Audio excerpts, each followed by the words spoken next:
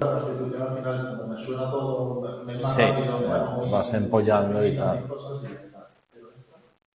A ver, yo creo que preparar un examen, o sea, para estudiar una asignatura hay que saber qué tipo de examen vamos a tener. Es fundamental. Si aquí nosotros dijéramos, te va a salir de los 9 temas, 2 medios temas y tienes que desarrollarlos, te diría, tienes que tener esquemas. Y en el esquema desarrollar unos pequeños epígrafes de todos los puntos. Entonces, sería muy clásico.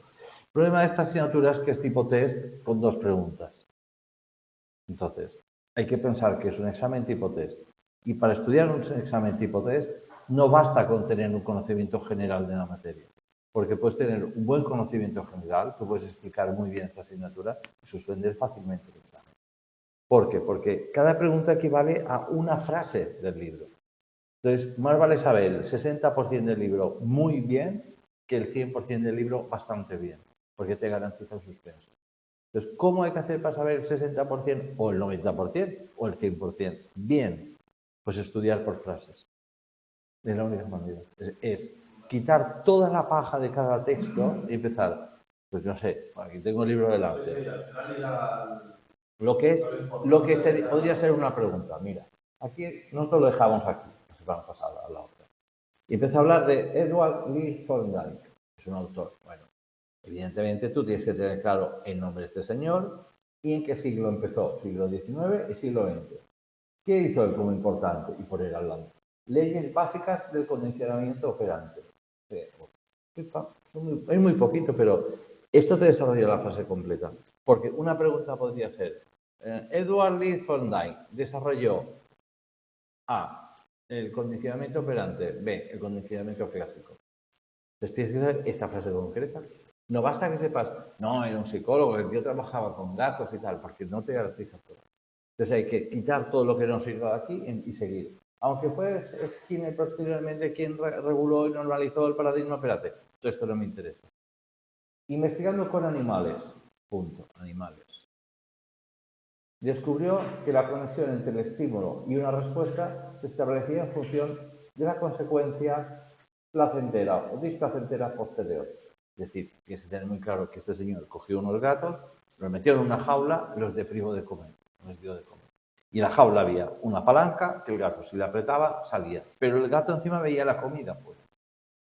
Tienes que tener muy claro qué modelo de aprendizaje este es un señor. Este señor no enseñó al gato a abrir la puerta, porque no sabía cómo enseñarlo. Espero que de casualidad, cuando el gato estuviera muy nervioso porque no comía, tocara la palanca. Y ¡pum! Se abría la puerta. El gato ¡pum! Salió a comer. Cuando había comido, ¡pum! Lo volvía a meter dentro. Hasta que volvía a tener hambre y volvía a abrir la puerta de casualidad. Y cuando hacía 3 o 4 veces que lo abría de casualidad, se dio cuenta que el gato ¡pum! Y abría la puerta. Y al final cogías el gato, lo metías dentro, el gato iba dentro, ¡patapam! Y abría la puerta. Y dijo, ostras, la conexión entre el estímulo y la respuesta se ve reforzada en algo que es placentero. Y al revés, se verá no reforzada si es displacentero. Si yo cada vez que toco un botón, ¡pam! Me pego una descarga eléctrica, pues cada vez tocaré menos el botón. Estas son las leyes de la conducta que este señor desarrolló. Esto hay que tenerlo muy claro y cualquier pregunta que salga sobre esto la tendrás contestada.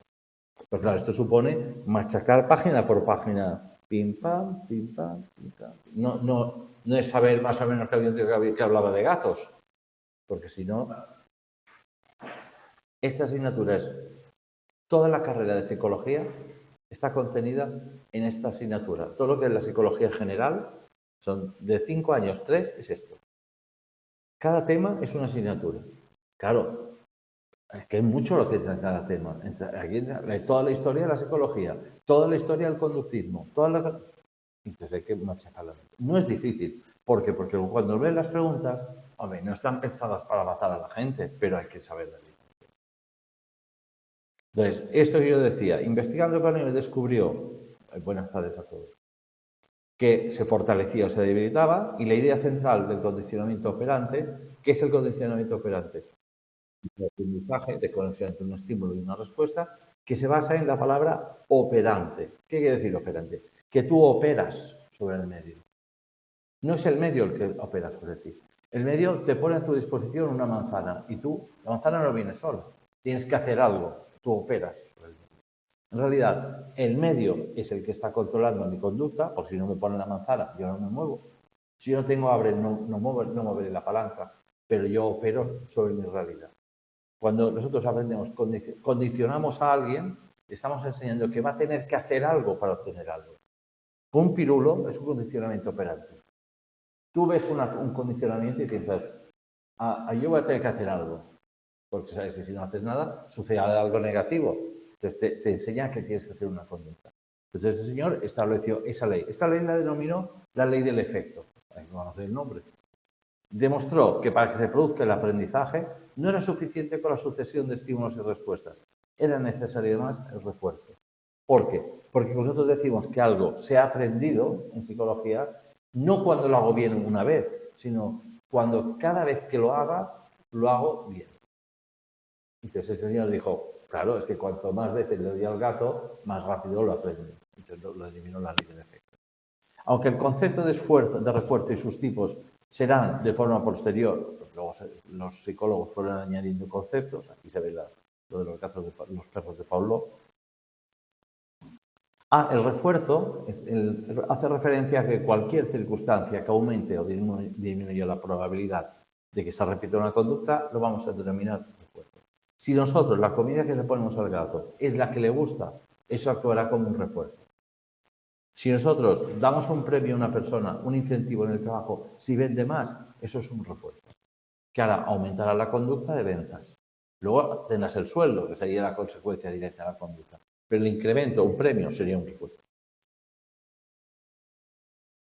Por ejemplo, si intensifico mi tiempo de estudio y saco buenas notas o buenas calificaciones, mi familia me premiará y mi conducta se repetirá muy probablemente en el futuro.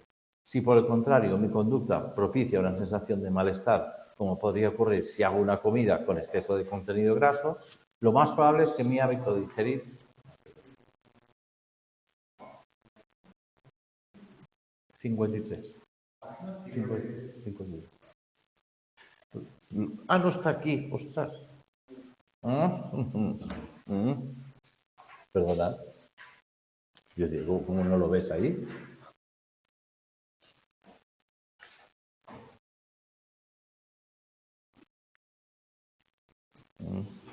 Ahora, si aquí sale la 53.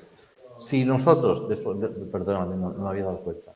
Perdóname, no lo había visto que no saliera. Si nosotros hacemos una comida que tiene una cantidad grasa y estamos luego con una mala digestión, reforzamos el no hacer más esa comida, obviamente. Thorndike, para investigar la conducta de los animales, que eran gatos, ante situaciones de solución de problemas, desarrolló el método experimental utilizando una caja problema, etcétera, etcétera. Bueno, este está considerado el padre del estudio del condicionamiento, cuando aquí cuenta cómo lo presionaba y tal. Este experimento será descrito con más detalle en otro capítulo. ¿Quién vino después de este señor cuando él ya había desarrollado esta parte? El siguiente psicólogo que se dedicó a estudiar cómo se aprendía y cómo era la conducta, que es lo que estamos viendo aquí, fue John Brodus Watson. Todos los trabajos realizados por Thorndike, Pavlov y otros autores del momento fueron considerados en las investigaciones de otra figura clave del conductismo. Es decir, hasta ahora hablábamos de aprendizaje y luego aparece un concepto nuevo, el conductismo. El que lo desarrolló fue Brodus Watson, que también es del siglo XIX al siglo XX. Watson se planteó como objeto principal desarrollar una psicología estrictamente científica que permitiese predecir y controlar la conducta humana. Es decir, lo que tendría es, voy a saber qué vas a hacer frente a un estímulo. Y si yo sé lo que tú vas a hacer, yo cuando controlo tu estímulo, controlo tu conducta. Yo cuando pongo un semáforo en rojo, estoy utilizando un método de control. Yo sé lo que vas a hacer o lo que deberías hacer, que es pararte. Pues este señor se dedicó a estudiar esto, pero desde un punto de vista un poco peculiar. Se propuso comprobar que las conclusiones en las que había Pavlov con animales y que fueron la base del condicionamiento clásico eran también aplicables a los humanos.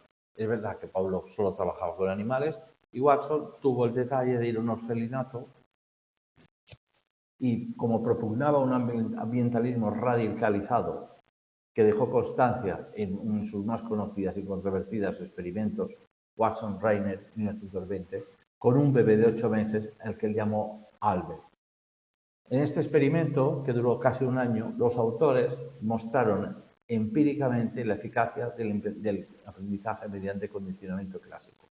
Comenzaron observando ante qué estímulos manifestaba el niño cierto miedo, un miedo intenso, comprobando que cuando golpeaban contra el suelo con una barra de metal, el niño, que no sabía qué sucedía, tenía un estertor de miedo. O sea, fue un orfelinato y encima que había un niño abandonado, lo sometieron a este tipo de experimentos.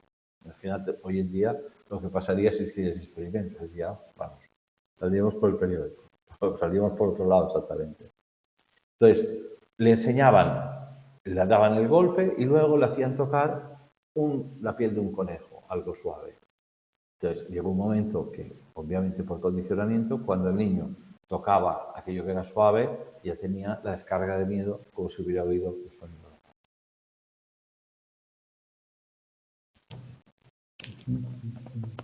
Comenzaron observando que este estímulo, asimismo, comprobaron que Albert jugaba plácidamente con cualquier animal, incluida una rata blanca, que fue la que utilizaron en este experimento. Watson y Rainer procedieron golpeando la barra contra el suelo mientras el niño jugaba con la rata.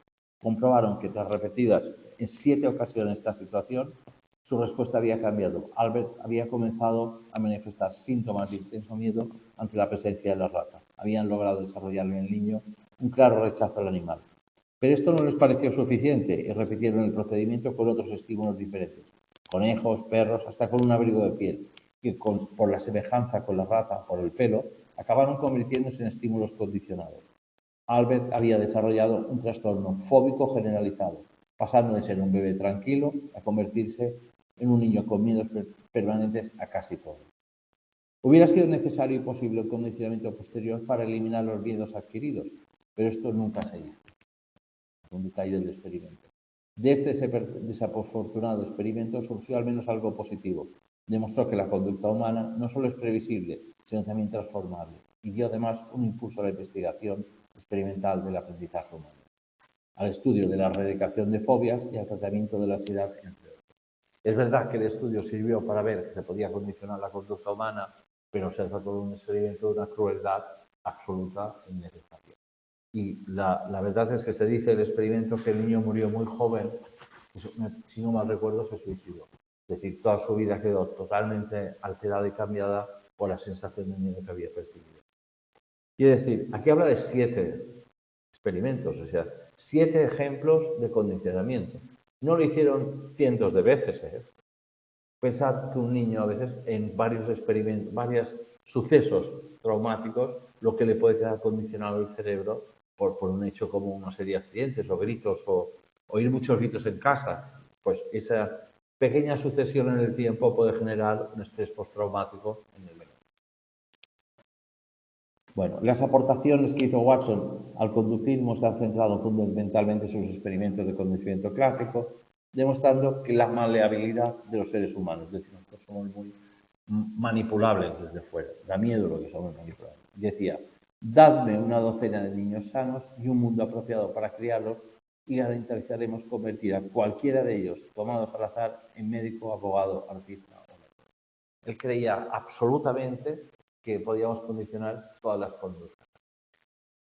Es verdad que se puede condicionar todas las conductas, pero no hasta el extremo que determinó el condicionamiento, por suerte, para la especie humana, porque si no seríamos robots.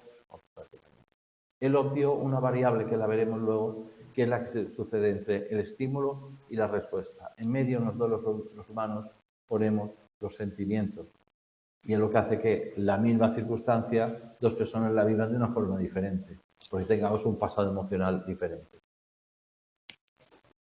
A lo largo del siglo XX, el conductismo clásico fue evolucionando hasta lo que finalmente desembocó en una corriente mucho más radical, cuyo representante principal fue un psicólogo norteamericano que se llamaba Burroughs Frederick Skinner. Skinner está considerado, murió en el año 90, el que desarrolló más el conductismo de forma universitaria y experimental. Fueron sus propuestas, partiendo de las de Thorndike, de los gatos, lo que fue desarrollando de una forma mucho más compleja hasta llegar a Skinner. Ha sido sin duda un referente a la corriente conductista y sin embargo fueron Pavlov el que descubrió el condicionamiento clásico, que son junto con Watson, los 3 autores que lo determinaron. Por una parte los rusos, por otra parte Watson con el experimento del niño y Burrus Skinner desarrollando durante muchos años en la universidad, sin hacer este tipo de experimentos. Skinner desarrolló sus teorías dentro de las premisas del conductismo, situando su objeto de estudio en la conducta observable, que es la clave del conductismo. Conductismo viene de conducta y nosotros entenderemos por conducta lo que vemos hacer, no lo que piensa el sujeto mientras lo hace. A nosotros nos va a dar igual lo que tú piensas mientras aprietas la palanca. Lo importante va a ser que vas a apretar la palanca, vas a obedecer a lo que se espera que haga. Defendiendo que son los factores externos cuantificables los responsables del origen de la conducta. En ningún caso los procesos mentales internos. Es decir, lo que yo piense les daba exactamente igual. Era una cosa que no estudiaban porque consideraban que el pensamiento no era una conducta. Defendía también que cualquier hipótesis planteada desde la psicología debería ser comprobada exclusivamente a través de la evidencia objetiva, aspecto también compartido por el conductismo clásico que le precedía. Es decir, hasta este momento, hasta los años 20, todavía había una corriente dentro de la psicología que hablaba de la introspección, dime cómo lo percibes, qué sientes, cuéntalo. Y ellos decían, todo esto como es cambiable, cada persona lo ve de una forma diferente, yo voy a ver cuántas pulsiones haces tú para conseguir agua, y cuántas haces tú y cuántas haces tú y cuántas hago yo. Eso es lo que es cuantificable. Y eso me va a dar unas leyes de la conducta y el control de la conducta de los ciudadanos. Skinner formula la teoría del condicionamiento instrumental u operante, o sea, la teoría se la atribuye a él, subrayando la primacía de la conducta.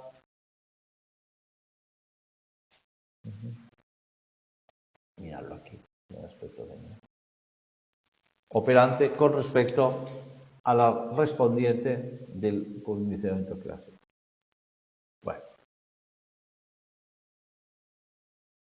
yo creo que de los tres autores, uno era Pavlov, el otro era Watson como punto focal del criterio de la psicología y el tercero es Skinner como modelo de las escuelas del pensamiento.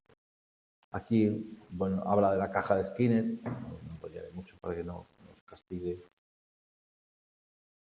Él utilizaba en el conductismo, ha tenido gran influencia sobre la criminología, concretamente los conceptos de refuerzo y castigo, que han aportado algunas ideas para la intervención de la conducta antisocial.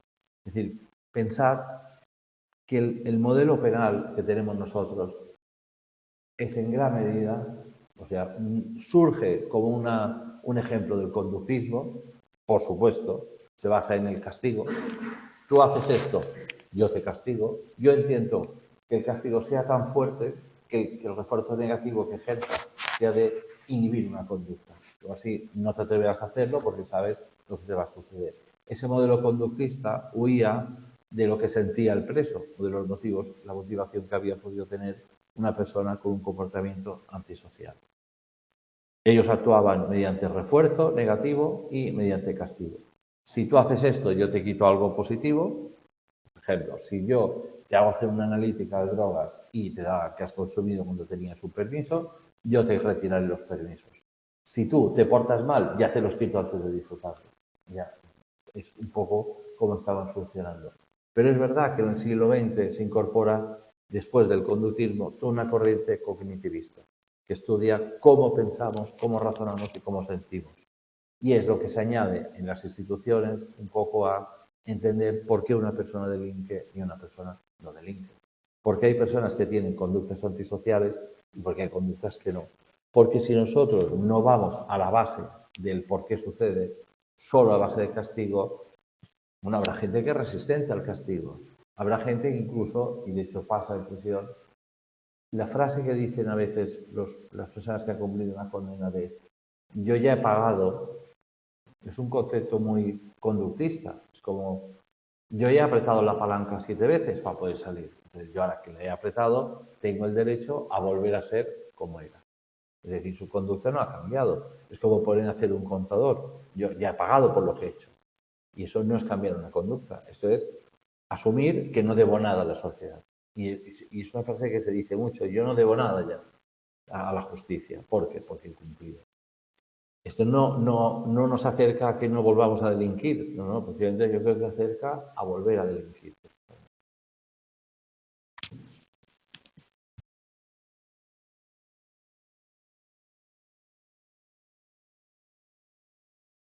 Bueno, determinar las posibles causas del comportamiento, que es conocer los estímulos criminógenos, capaces de evocar qué tipo de conducta, resulta clave en la investigación en criminología, permitiendo explicar su origen, predecir su ocurrencia y cuando sea preciso arbitrar las medidas de corrección y evitar su aparición. Es verdad que el conductismo nos sirve para poder predecir cuándo una persona va a tener una recaída, porque hay una serie de refuerzos que ves que los está cumpliendo. Cuando la gente sale y en las primeras salidas empieza a dar positivo en según qué cosas, ves que no se ha producido una rehabilitación de la conducta, que se va acelerando y que probablemente va a volver a suceder. Entonces, en algo sirvió para controlar la conducta.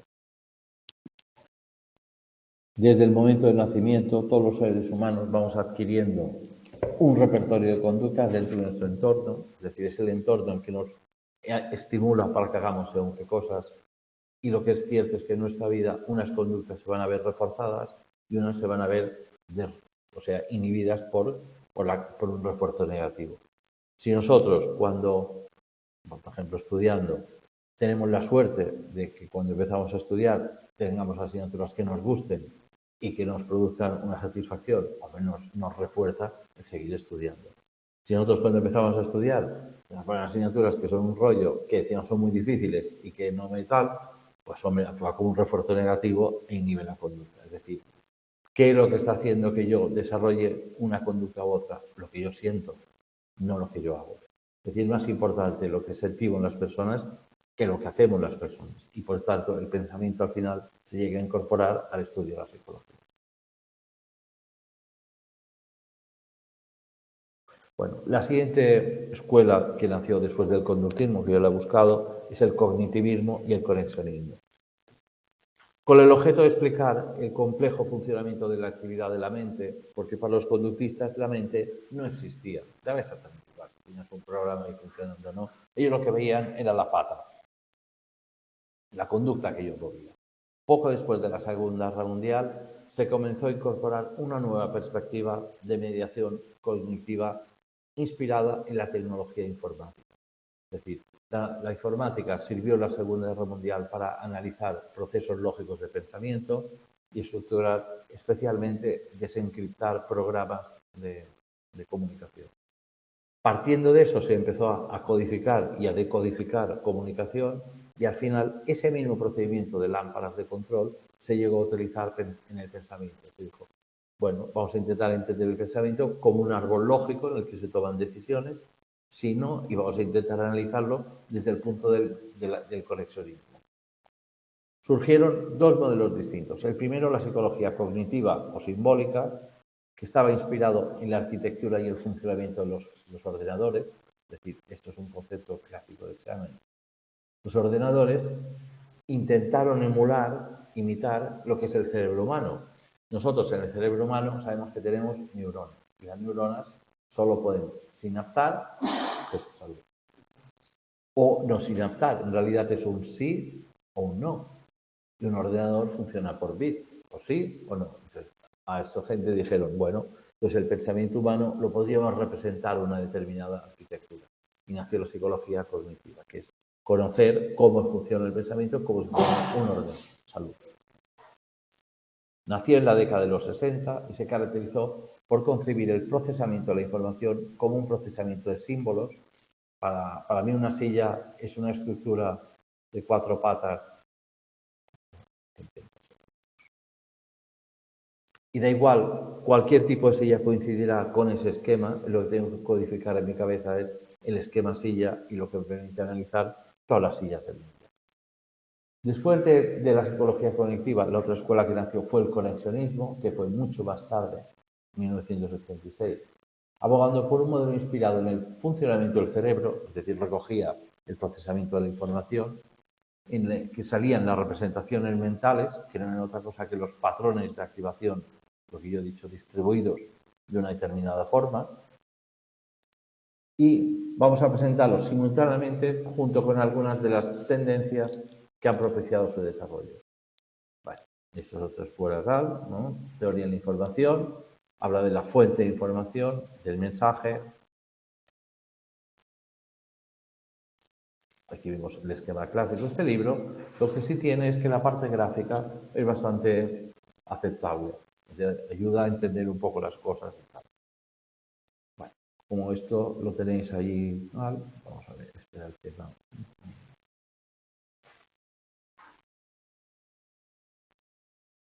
Vamos a hacer las preguntas que nos quedaron del otro día.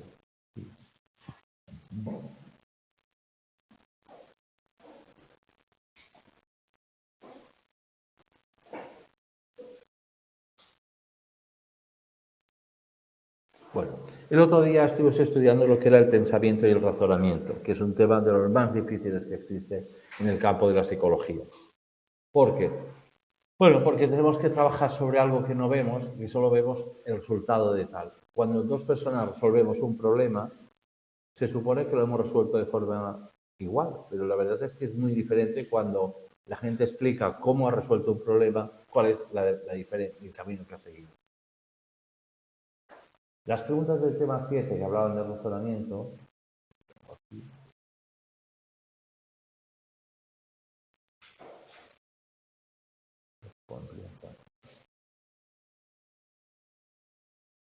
decía, cuando nosotros hablábamos de razonamiento y hablábamos de cómo controlar la conducta, cómo emitir la conducta, decimos, los determinantes internos se originan dentro del organismo y son debidos, entre otros aspectos, pregunta clásica de examen, a la homeostasis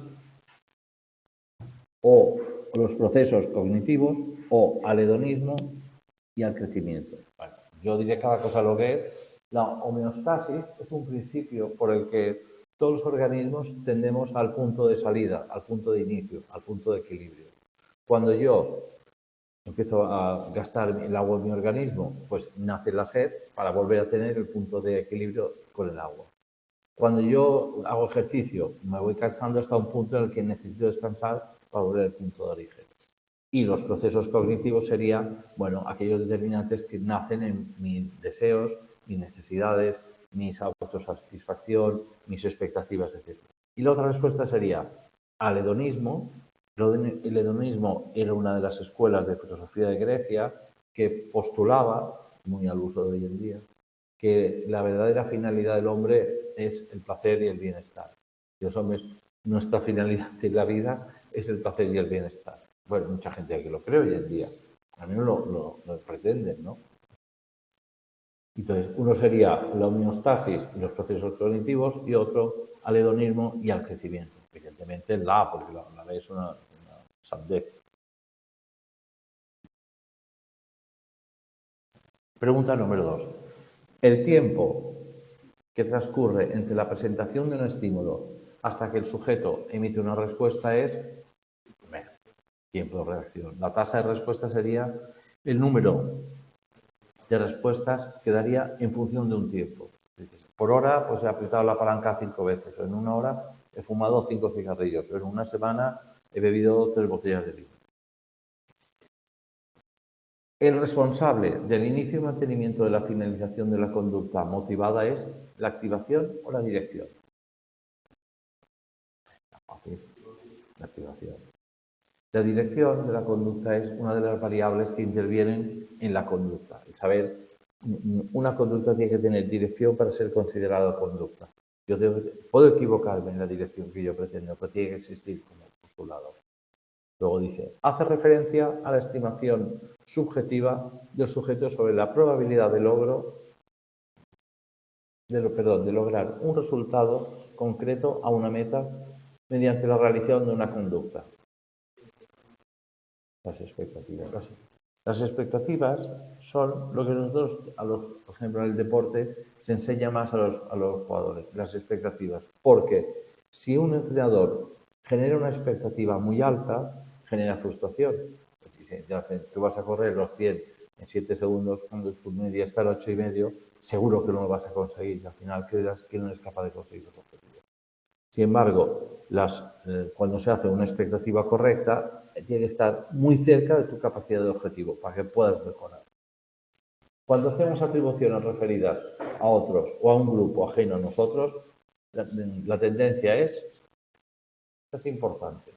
Pensad que en criminología lo que se estudia mucho es la teoría de grupos. Cómo son las relaciones intragrupo, cómo son pues, las relaciones de una determinada cultura entre ellos, o cómo se relacionan dos culturas diferentes, payos y los gitanos, los negros y los blancos, este tipo de cosas. Entonces, cuando hacemos atribuciones referidas a otros, a un grupo ajeno a nosotros, la tendencia es atribuir los éxitos a causas externas y los fracasos a causas internas, o atribuir los éxitos a causas internas y los fracasos a causas externas. ¿Qué creéis? ¿Pero por qué?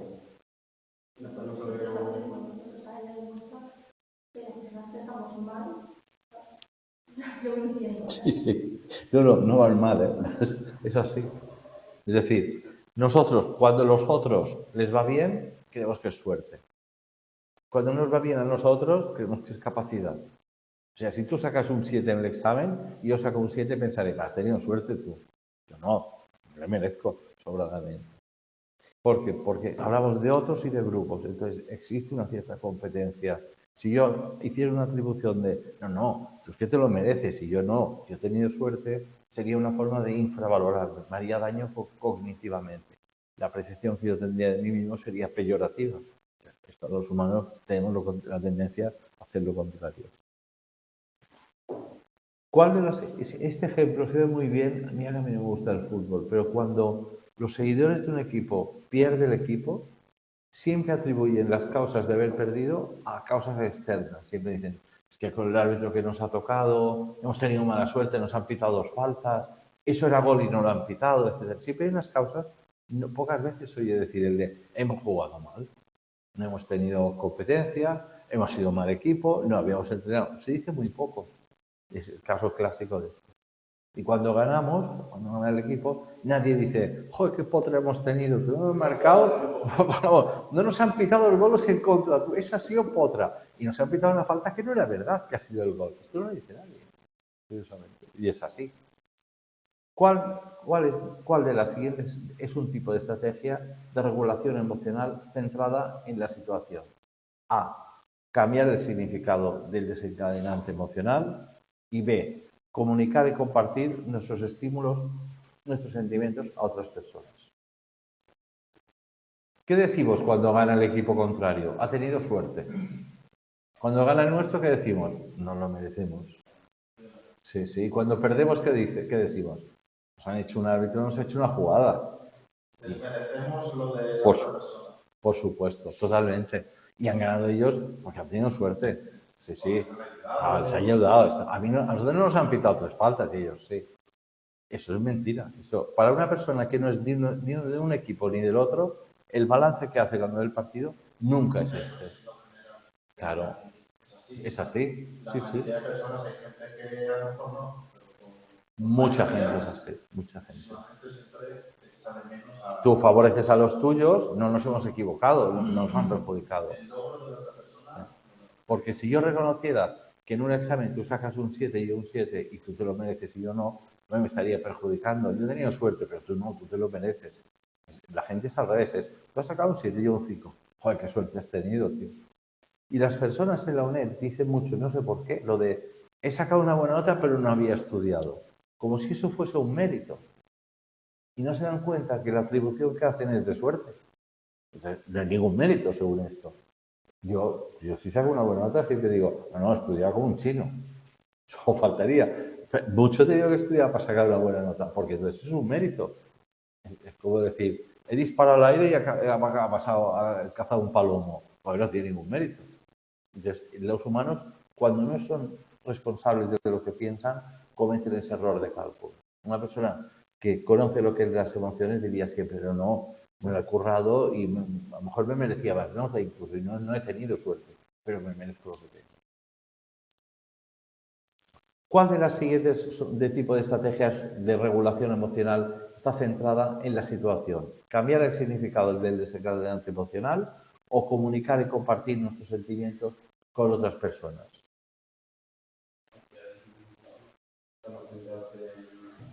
El desencadenante emocional es el estímulo. Ya, no sé, pues. Mira, yo he tenido un accidente en coche. Lo fácil, cuando yo hago una atribución de regulación emocional, yo no he tenido la culpa.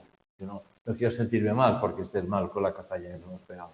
Que hago una atribución o sea, lo que hago es cambiar el significado. Llovía y yo en ningún momento he pretendido correr mucho para que tú tuvieras un accidente. La gente se descarga de sus emociones y hace una atribución externa. Comunicar y compartir los sentimientos de otras personas sería más coherente, pero no es lo que solemos hacer los humanos. Según la teoría de Cannon-Barth, la emoción y la reacción fisiológica asociada a ella se experimentan simultáneamente. Primero la reacción fisiológica y luego la emoción. O sea, al mismo tiempo o primero la fisiológica, es decir, primero nosotros sentimos una descarga de adrenalina y luego pensamos, es un león. Pensad a ver cómo sucede a vosotros, porque esto es muy peculiar. Bueno, teóricamente se dice que simultáneamente, pero hay personas que producen una y personas que producen otra. La gente que tiene esa sangre fría es porque se le produce al revés. Nosotros en el cerebro humano tenemos dos conexiones neurológicas. Una, frente a un estímulo, imaginad que vais por la selva y ¡pum! Desaparece un león así, se te tira encima. Esto produce un análisis de información por dos vías. Una, se traslada a la fisiológica, a las cápsulas suprarrenales, y te produce adrenalina, vasodilatación y te prepara para la acción. Y otra es la cognitiva, la que va al cerebro y el cerebro te dice, Paco, tienes un problema. Eso es un león. Y tiene hambre. Y te mira. Bueno, lo normal es que suceda al mismo tiempo, pero es casi imposible al mismo tiempo. ¿Por qué? Porque una vía interferiría a la otra. Entonces, hay personas que van a lo fisiológico mucho antes y hay personas que van a lo cognitivo. Las que se quedan paradas van a lo cognitivo, porque tienen tiempo de analizar la situación. Normalmente la persona por reflejo. Es una por reflejo. Pero es cognitivo. O sea, ¿cuántas veces te ha pasado? Vas a ver un ejemplo que es clásico. Te sale un tío en un stop y dices, ostras, ¡pam! Frenas. Y luego, ¡pum! Joder, ostras. Y luego incluso ves que te sube la tensión y tienes palpitación, después de que haya pasado. Entonces, en este caso, tú tienes primero un análisis cognitivo y luego uno fisiológico. Pero hay un cierto grado de experiencia sobre este aprendizaje. Muchas veces no piensas que puede haber. No, es automático. Sí. Pero hay un proceso que es cognitivo, que hace que lo aprietes. Si no, ¡pam! Pues, claro, tú te comerías el tío que te ha salido. Pero luego sientes la emoción fisiológica. ¿Os ha pasado alguna vez? Sí, pero esto es entreno. Es decir, los bomberos no tienen descarga fisiológica cuando entran en el fuego. ¿Por qué? Porque procesan tanto la información de lo que tienen que hacer que ya no lo perciben como... Claro. Es decir, se puede... Claro. Ahora, si tú no estás preparado para aquello, entonces sí que te da primero la reacción y luego lo fisiológico. Y dentro de la normalidad se produce simultáneamente. O sea, lo que es cierto es que el cerebro humano percibe el coche que sale al mismo tiempo que produce una reacción sobre tu organismo. Pero es verdad que los que estamos acostumbrados a ver según qué tipo de emociones retrasan la fisiología. Y la ves venir. O sea, tú ves venir aquello y piensas, tranquilo, que viene el león. Pero es que se acerque. Es así. Es el puro entreno. Luego, el proceso emocional, la evaluación que tiene como finalidad determinar si los cambios observados resultan o no relevantes para la persona, es el proceso emocional, la evaluación de la situación o la valoración personalizada de la situación.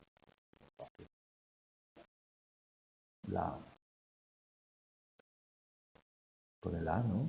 Sí, es verdad. El proceso emocional, la evaluación que tiene como finalidad determinar si los cambios observados resultan o no relevantes para la persona es la evaluación de la situación. Es lo que hacemos siempre, reevaluar la situación porque tú estás dentro de la situación, tú no puedes salir de una situación. Y la valoración personalizada de la situación.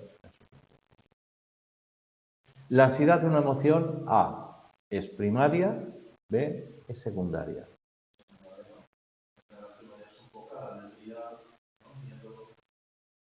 O sea, la emoción sería lo primario. O sea, hay 5 emociones primarias: el llanto, la rabia, el miedo, el pánico y el... Lo que tú haces sobre cualquiera de esas emociones es secundario. La ansiedad es un proceso muy curioso que no es primario, porque es, por desgracia, o por suerte, es secundario. La ansiedad es el sostenimiento del miedo en la cabeza de los humanos.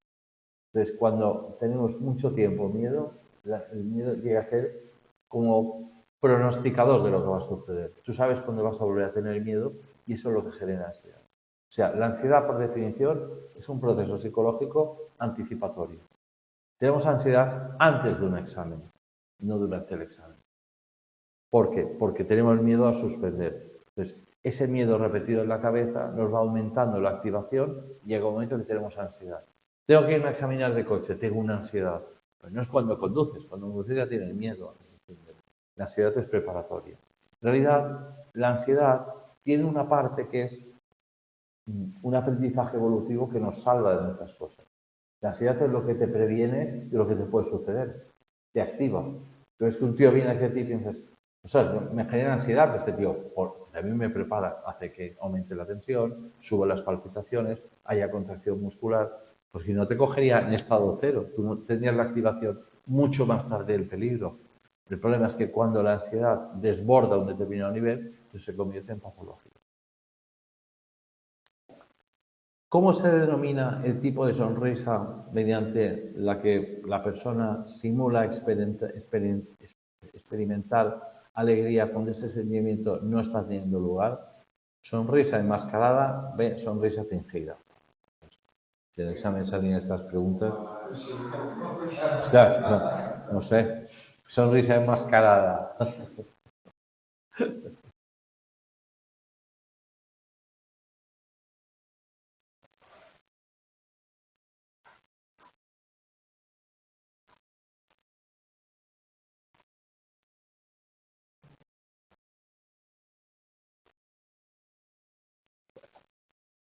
El resumen del tema 7 está aquí, lo he subido para que podamos ver. ¿Alguna pregunta? Esta asignatura, de todas formas, no es difícil el examen porque el índice de aprobados es muy alto.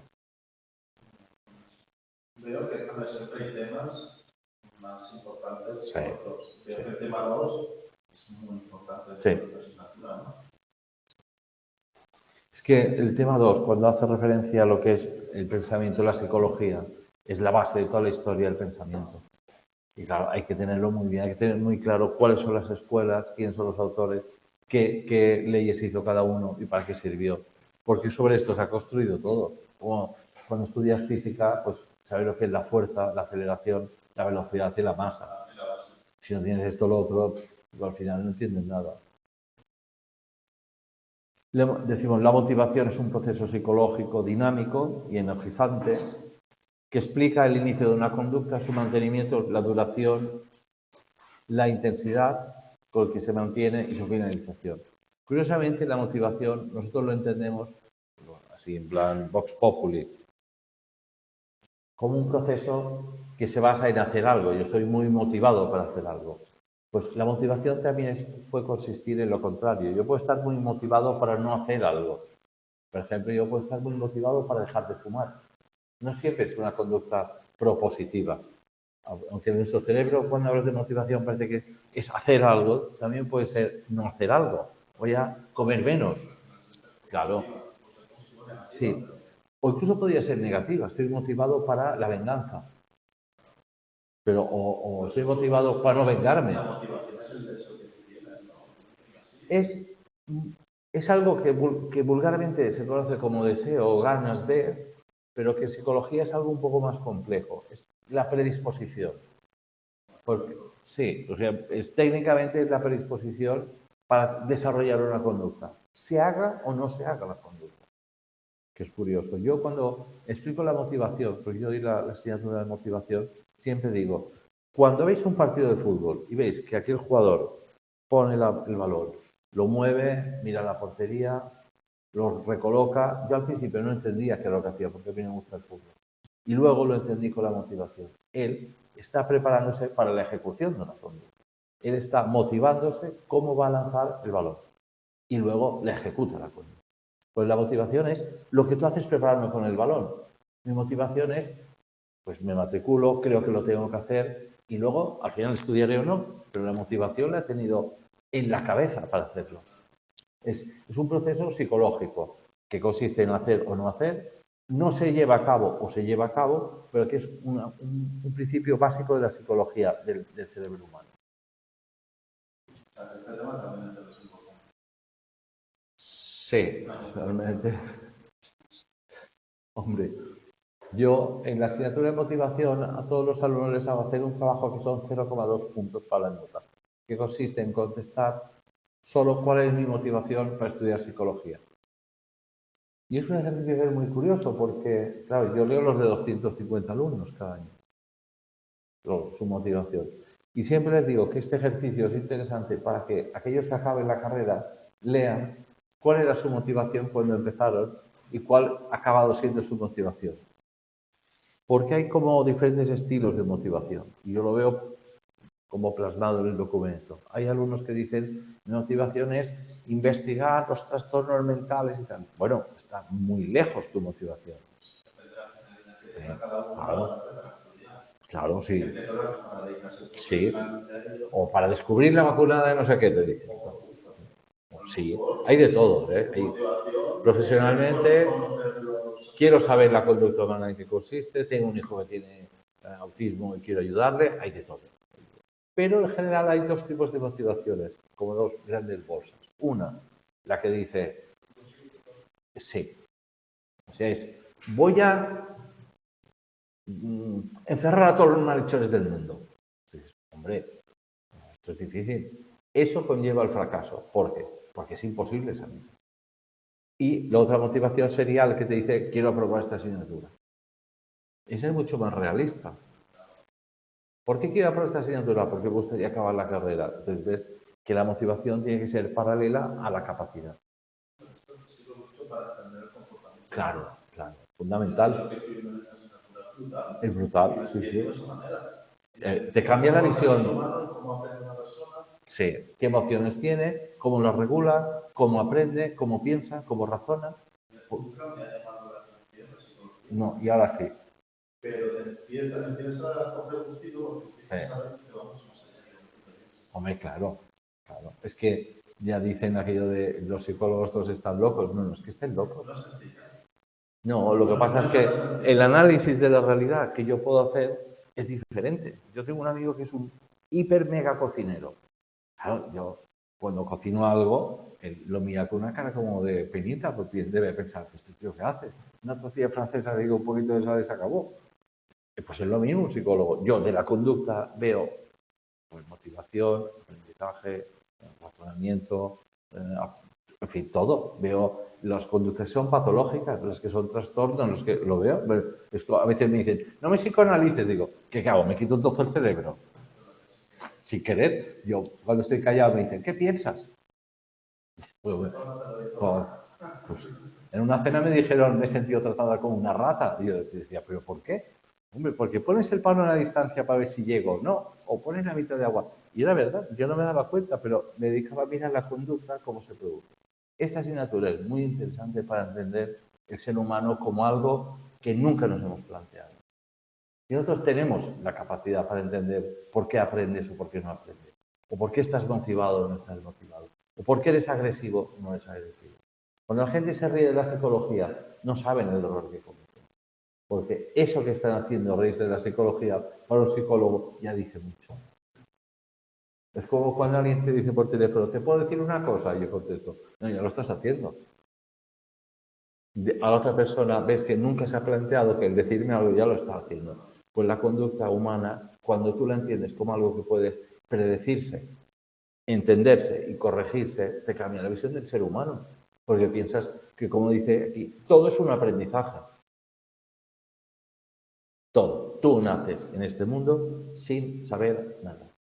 Luego, lo que sabes lo has aprendido. Bueno, yo creo que cuando haces esta asignatura, aprendes a ver o adelantarte A lo que cómo vas. se puede comportar. Hombre, claro. Que tienes que entender. Hombre, claro. Eso es muy importante. Hombre, sobre todo en según qué trabajos. Trabajé toda la vida. O sea, si tú hablas con una persona, yo siempre digo, mira qué músculos de la cara se le están flexionando. ¿Por qué? Porque cuando... Y es un ejercicio muy sencillo. Si tú coges de pie a una persona y le haces juntar los puños abajo, brazos estirados, y le dices, aprieta los puños todo lo que puedas. A un amigo tuyo. Es decir, tú coges y háblate 10 segundos, 15 segundos, todo lo que puedas. Y luego le preguntas, ¿qué sensación has tenido? Te dice, pues de mucho malestar. Sí, te cambia el carácter aquel ejercicio. Cuando tú ves a alguien que cierra los puños, cuidado, porque le está aumentando una activación de agresividad, aunque no lo quiera hacer. Y entonces, si a una persona que no te debe nada y te dice, joder, me has puesto un mal café, tío. ¿Por qué? Porque la conducta funciona con unos estímulos. Entonces, te enseña a conocer lo que va a hacer una persona mucho antes de que lo haga. Y porque las personas cuando tienen hambre están más agresivas, una serie de hormonas.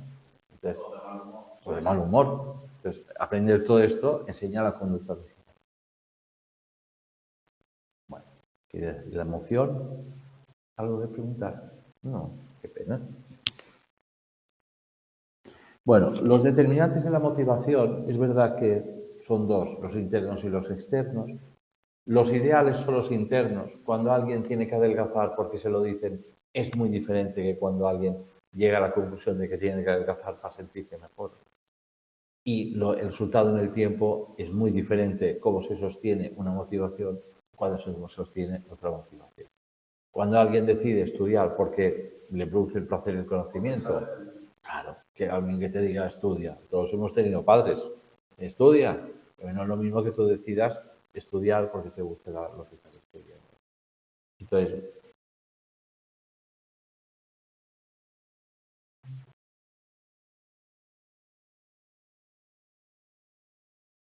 es verdad que la interacción social es un buen motivador. Nosotros cuando a veces yo veo gente que, lo veo poco ahora, menos mal, que tiene dificultad para leer y para escribir, ves que la gente es muy consciente que tiene una gran dificultad. Cuando tiene que firmar aquí y dice, ¿me lo puede leer, por favor? La gente, el tono de voz que utiliza es muy suave. No te dice nadie, léemelo que si no, no te lo firmo. No te dicen esto, te dicen, ¿me lo puede leer, por favor, y explicármelo? ¿Por qué? Porque ellos saben que tienen un hándicap cultural. Luego, si tú sabes que tienes un hándicap cultural, quiere decir que aprender todos lo vemos como un sobrevalor. Uno de los motivos de la pirámide de Maslow arriba es la autorrealización. Si yo sé que sé algo, sé que puedo ir mejor por el mundo. El entender lo que has dicho de la conducta te previene muchas cosas. Y entre ellas, no discutir con idiotas, por ejemplo, porque sabes que va a ser inútil. Cuando la gente te intenta convencer de algo que es absurdo, le dices, tienes toda la razón. ¿Por qué? Porque has detectado una persona absurda. Cuando la gente discute, es que es tan absurdo como el que tiene delante, muchas veces. Y esto es lo que enseña aquí. Es decir, si tú tienes la capacidad para autorregular tus emociones y tu motivación, al final acabas teniendo una conducta mucho más propositiva.